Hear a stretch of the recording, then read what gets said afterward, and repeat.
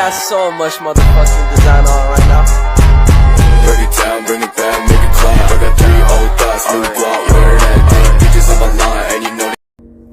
Halo, Assalamualaikum warahmatullahi wabarakatuh. Perkenalkan, saya Mutia Andini, saya dari kelas SK4A Indralaya dengan NIM 09011182126027. Baiklah, di sini saya akan menjelaskan mengenai cyber etik untuk memenuhi tugas mata kuliah Etika Profesi dari Bapak Rahmat Adli Isnanto, MSc, selaku dosen pengampu mata kuliah Etika Profesi. Baiklah, berikut penjelasannya. Baiklah, sebelum saya menjelaskan apa itu cyber etik, di sini saya akan membahas terlebih dahulu mengenai latar belakang cyber etik itu sendiri. Jadi, semakin berkembangnya zaman sekarang ini, maka perkembangan teknologi juga akan semakin maju. Salah satunya yaitu perkembangan di bidang IT, yang mana internet sudah menyebar luas di seluruh dunia, sehingga orang-orang juga sudah menggunakannya dalam kehidupan sehari-hari. Seperti penggunaan dalam media sosial. Nah, orang-orang menggunakan media sosial ini untuk mencari informasi terkini, berbagi informasi, seperti ada fenomena di tempat mereka, kemudian untuk menjalin hubungan secara online, berinteraksi secara online, berbisnis, dan masih banyak lagi. Nah, semakin banyak penggunaan media sosial, maka akan semakin banyak juga muncul permasalahan-permasalahan yang terjadi di media sosial. Nah, hal itu terjadi karena orang-orang tersebut kurang memahami apa itu cyber etik atau apa itu etika dalam berinternet. Berikut untuk penjelasan mengenai apa itu cyber etik akan dijelaskan di video berikutnya. Untuk selanjutnya yaitu pengertian dari cyber etik. Cyber etik adalah sebuah aturan dan etika di dalam penggunaan internet di media sosial. Nah, di mana kita harus menjaga etika kita dan mengikuti aturan yang berlaku di dalam media sosial tersebut. Nah, etika cyber ini juga berkaitan dengan etika komputer dari pemakaian penggunaan media sosial, di mana kita mengetahui tingkah laku pengguna media sosial dan mengetahui apa saja yang mereka lakukan di dunia cyber tersebut. Nah, kita harus mengetahui cyber etik ini karena untuk menghindari permasalahan-permasalahan seperti contoh penipuan online, kemudian pembulian, dan masih banyak lagi. Karena di era sekarang ini, media sosial ini sangat unggul karena pengguna media sosial ini dapat menggunakan media sosial untuk mencari informasi, kemudian mengumpulkan tugas-tugas secara online, baik melalui email. Kemudian juga dengan media sosial ini juga kita dapat mendapatkan informasi dengan menggunakan aplikasi Facebook, Instagram, Twitter, dan aplikasi media sosial yang masih banyak lagi.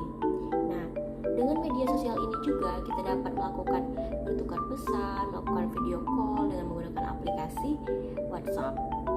Nah, dengan perkembangan inilah maka pengguna media sosial ini akan semakin banyak sehingga akan memunculkan permasalahan-permasalahan yang terjadi di media sosial. Sehingga kita harus mengetahui apa yang dimaksud dengan cyber etik. Untuk selanjutnya yaitu mengenai tentang cybercrime. Cybercrime adalah sebuah tindakan ilegal yang dilakukan oleh pelaku kejahatan dengan menggunakan teknologi komputer dan jaringan internet untuk menyerang dari sistem informasi korban.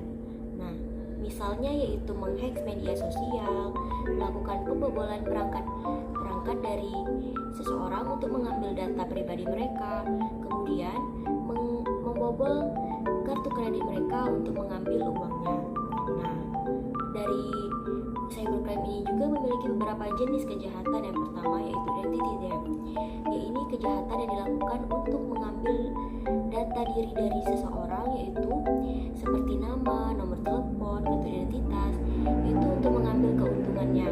Nah, yang kedua yaitu adanya kejahatan phishing, yaitu kejahatan penipuan melalui email atau website seperti mengirim link palsu, membuat website bodong. Nah, kemudian ada juga kejahatan carding, yaitu kejahatan yang dilakukan pada kartu kredit. Ini melakukan membelanja online dengan kartu kredit orang lain. Kemudian adanya SIM swap, ini kejahatan yang dilakukan untuk mengambil SIM dari ponsel seseorang untuk meretas perbankan dari korban tersebut. Kemudian ada juga kejahatan yaitu mengkopi atau menjiplak hasil karya dari orang lain. Dan masih banyak lagi kejahatan-kejahatan yang dilakukan oleh cybercrime. Baiklah, selanjutnya yaitu mengenai masalah-masalah yang ada di media sosial lagi.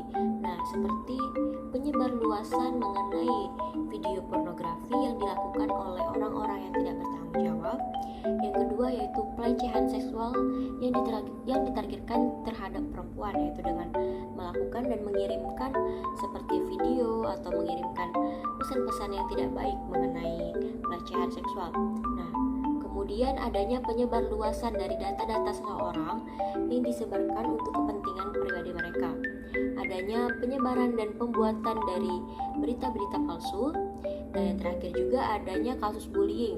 Nah, kasus ini lebih parah karena bullying ini tidak hanya terjadi di dunia nyata, ada juga di dunia maya, dengan dilakukan menjatuhkan dan memberikan komentar-komentar yang jahat sehingga memberikan dampak yang buruk terhadap korban. Dampaknya bisa membuat korban menjadi stres, depresi, sehingga dapat juga memicu terjadinya bunuh diri.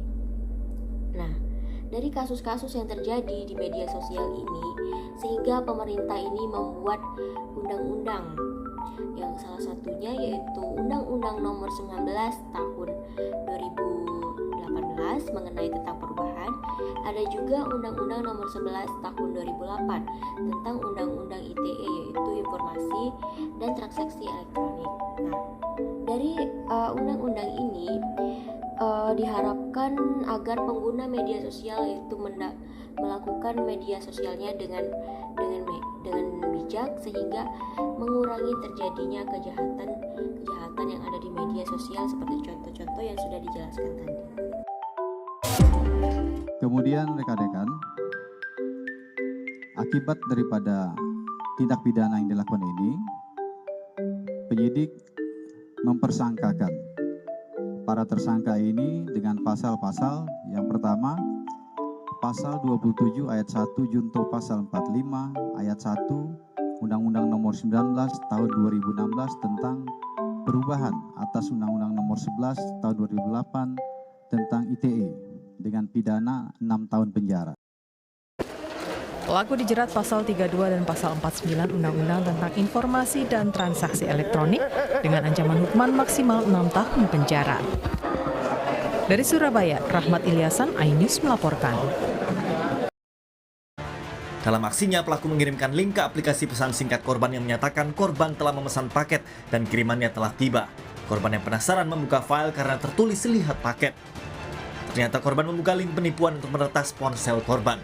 Peretasan untuk menguasai semua aplikasi di ponsel korban termasuk mobile banking.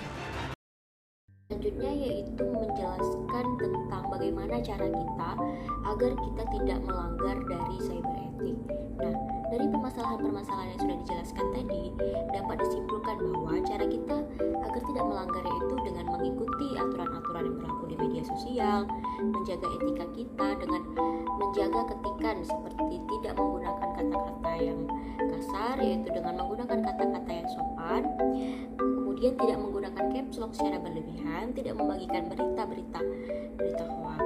Nah, dengan kita tidak melanggar cyberetik ini, kita dapat mengurangi dan membantu dari permasalahan-permasalahan yang terjadi di media sosial ini, sehingga kita melakukan tindakan-tindakan yang positif dengan mengurangi hal-hal yang negatif.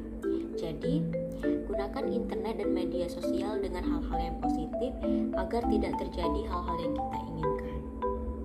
Baiklah, itu tadi adalah penjelasan mengenai cyberetik. Semoga kita selalu waspada dan terhindar dari kejahatan-kejahatan yang ada di media sosial. Saya akhiri, wassalamualaikum warahmatullahi wabarakatuh. Terima kasih.